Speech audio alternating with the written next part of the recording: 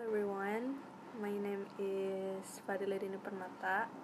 I'm from semester 2, Department English. I make a video for pre-final test is about resume English phonology and phonetics. Stay tuned. English phonology and phonetics resume. Introduction. An important purpose of the course is to explain how English is proclaimed in the accent normally chosen as the standard for people learning the English spoken in England. If this was the only thing the course did, a more suitable title would have been English pronunciation. Phonetics and phonology, a similar question arises in connection with grammar at lower levels of study one is concerned simply by setting out how the grammatical form sentence. But people who are going to work with the language at an advanced level as teachers or researchers need the deeper understanding provided by the study of grammatical theory and relate areas of linguistics. How the course is organized. Each chapter has traditional sections, notes on problems and further reading. This section gives you information on how to find out more about the subject matter of the chapter. Notes the teachers. This gives some ideas that might be helpful to teachers using the book to teach a class. And then written exercise. These give you some practical work to do in the area covered by the chapter. Answers to the exercise are given on page 200 until 9. And then audio exercise. These are record of the CDs supplied with this book, also convertible on MP3 files, and there are places marked in the text when there is a relevant exercise. English phonetics and phonology. If you make the vowel in the word calm, which we write phonetically as you can see that the back of the tongue is raised. Compare this with in front of a mirror. A is a front vowel and R is a back vowel.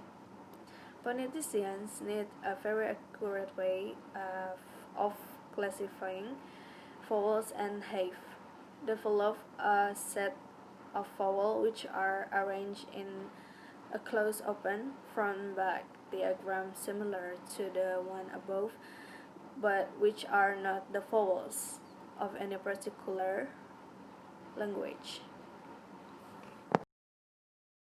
Okay, accent and dialect.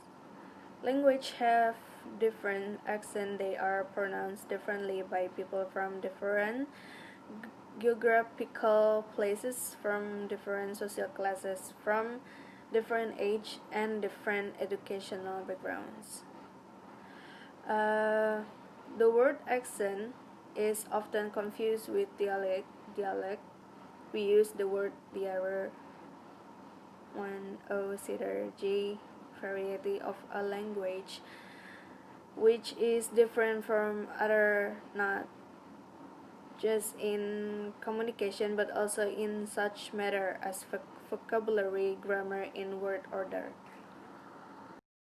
Receive pronunciation usually abbreviated, so its initial RP, but this name is old-fashioned and misleading. The use of the word receive to mean accept or approve is is nowadays very rare, and the word, if used in that sense, seems to imply accent will not be acceptable approval. 2. Articulators above the larynx. We have a large and complex set of muscle that can produce change in the shape of the vocal tract, and I order to learn how. The sounds of speech are produced. It is necessary to become familiar with the different part of the vocal tract. These different parts are calibrate articulators, and the study of them is called articulatory phonetics. The pharynx is a loop which begins just above the larynx. It is about 7 centimeter long in women and about 8 centimeter in men. And at its top and it is divided into two one. English short vowels. English has a large number of vowel sounds. The first ones to be examined are short vowels. Short vowels are only relatively short, as we shall see later. Vowels can have quite different lengths in different contexts. Each vowel is described in relation to the cardinal vowels. English long vowels. In this chapter, we look at other types of English vowel sound.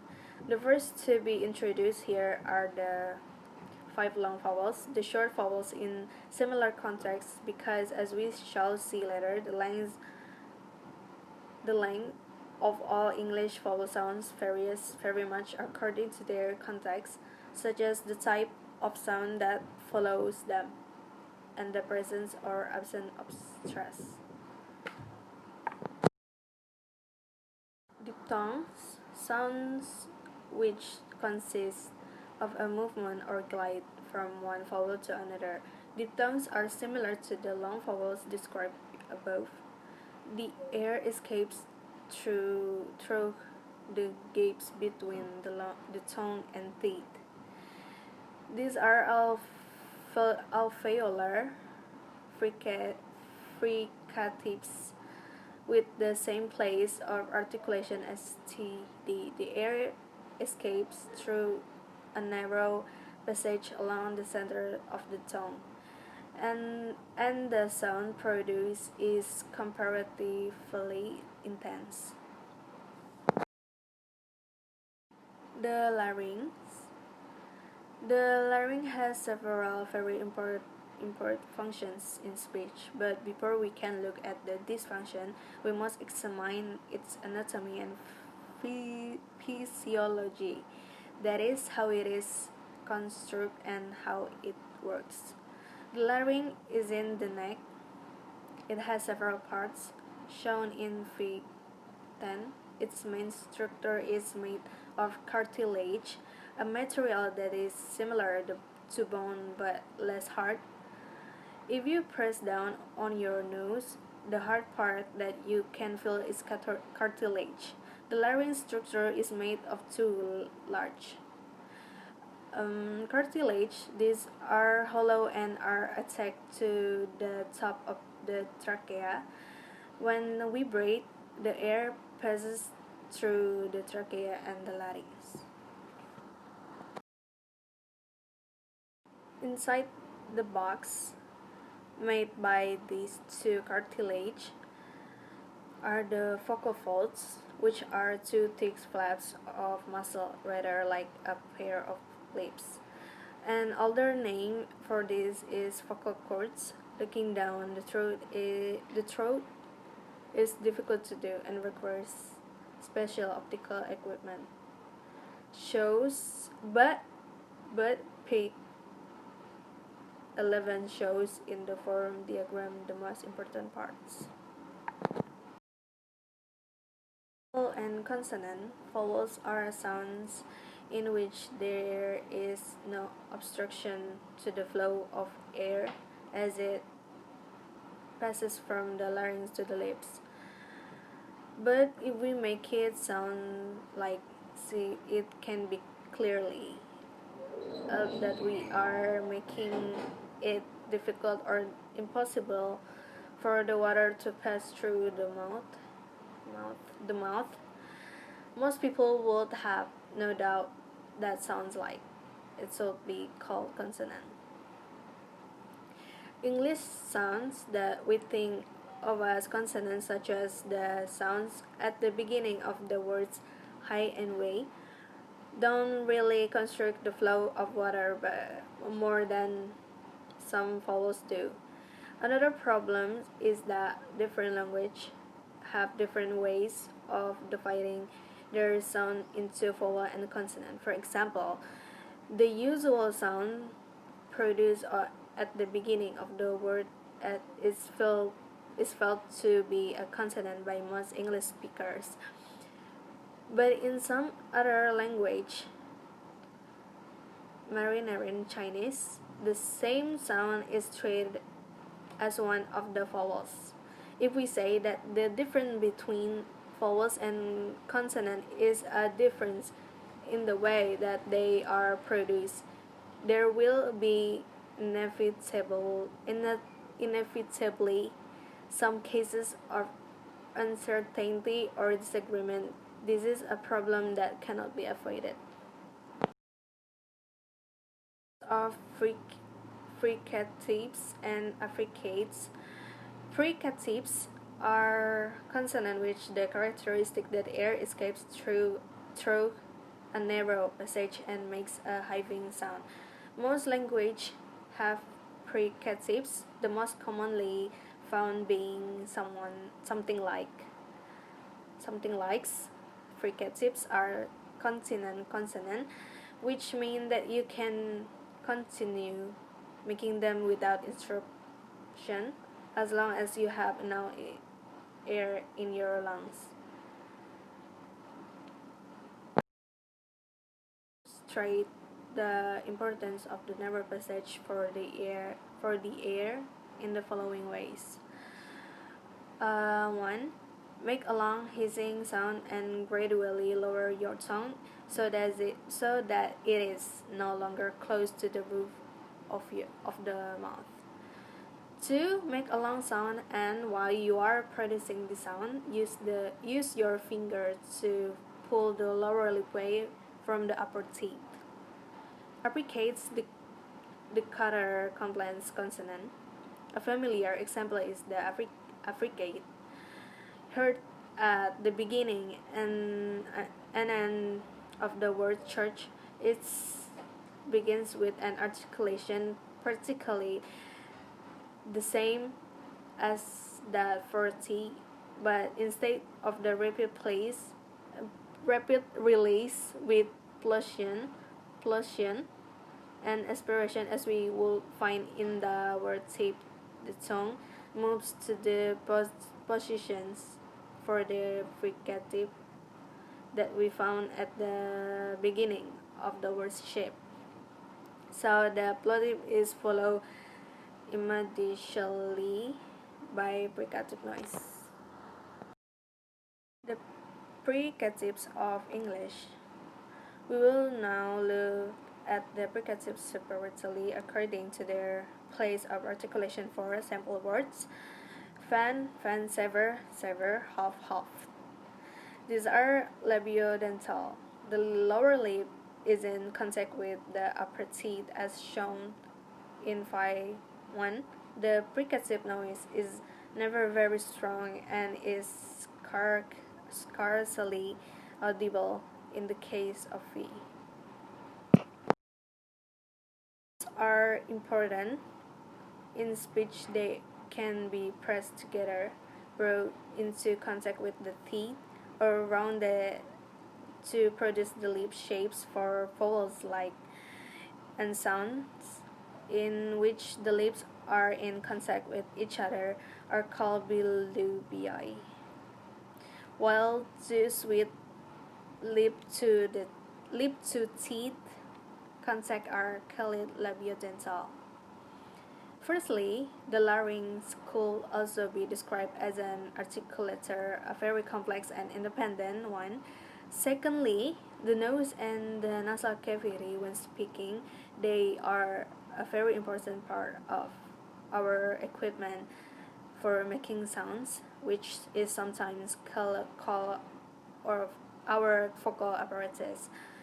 Particularly nasal consonants such as M and the jaws are sometimes called articulators. Certainly, we move the lower java in speaking, but the jaws are not articulators in the same way as the others, because they cannot themselves make contact with other articulators.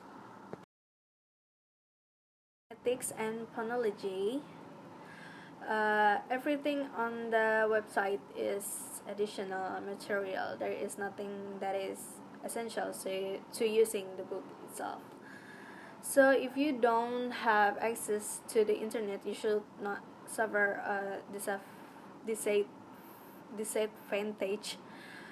The website contains the following things. First one, additional exercise material, links to useful websites, a discussion site for exchanging opinions and questions about English, phonetics, and phonology in the context of the study of the book.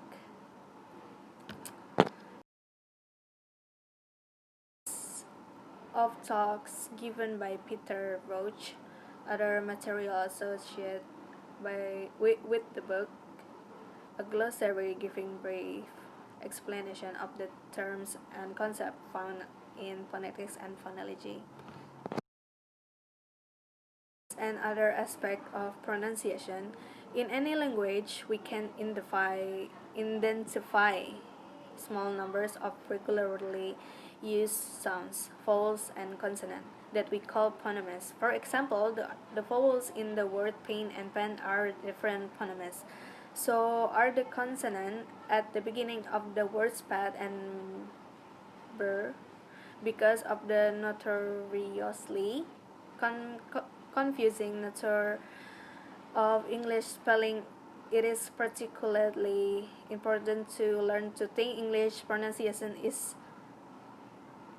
in terms of phonemes rather than letters of the alphabet. One must be aware, for example, that the word enough begins with the same vowel phonemes as that the beginning of enough and ends with the same consonant as stop.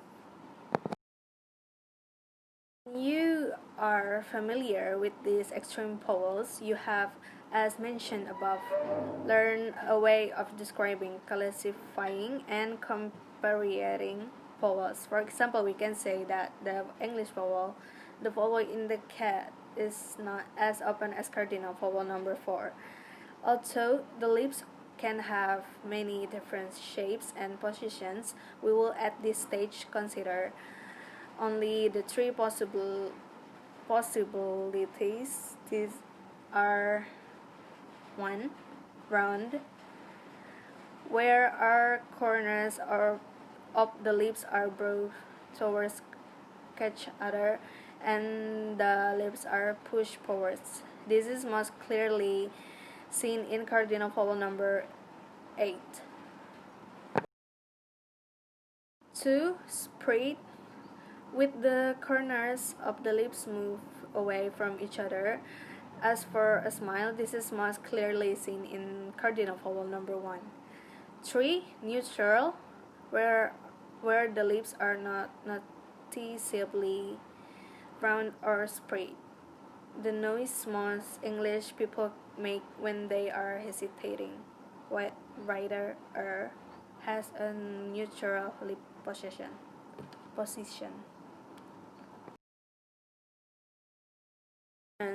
Of speech sound, but Practically, no cases where a vowel may follow. What we are doing here is looking at the is different contexts and positions in which particular sounds can occur.